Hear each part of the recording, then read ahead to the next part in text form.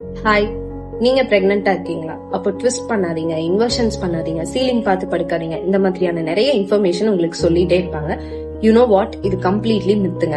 ட்விஸ்டிங்கை பொறுத்த வரைக்கும் pregnancy safe twisting posters நிறைய இருக்கு. அது எல்லாமே நீங்க செய்யலாம். இன்ஃபேக்ட் கெஸ்டேஷனல் டயபெட்டிஸ் இருக்கக்கூடிய மதர்ஸ்க்கு ட்விஸ்டிங் போஸ்டர்ஸ் அந்த லெவலை கண்ட்ரோல் பண்றதுக்கு கண்டிப்பாவே ஹெல்ப் பண்ணும்.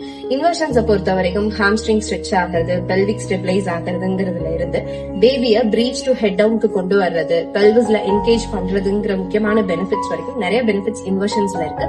பட் கண்டிப்பா ப்ராப்பரான கைடன்ஸோட இன்வர்ஷன்ஸ் பண்ணணும்.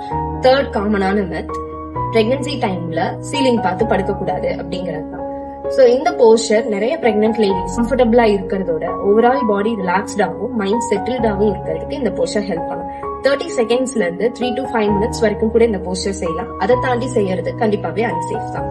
இந்த மாதிரி ஒரு யோகா ரெஜிமெண்ட் ஸ்டார்ட் பண்ணணும், பட் எங்க ஸ்டார்ட் பண்றது, எப்படி செய்யறது, எதெல்லாம் சேஃப் எதெல்லாம் அன்சேஃப் அப்படின்னு தெரியல அப்படிங்கிற கன்ஃபியூஷன்ஸோட இருந்தீங்க அப்படின்னா எங்களுடைய பிரெக்னன்சி யோகா கிளாஸஸ்க்கான டீடைல்ஸை டிஸ்கிரிப்ஷன்ல கொடுத்துருக்கேன். கண்டிப்பா செக் பண்ணி பாருங்க.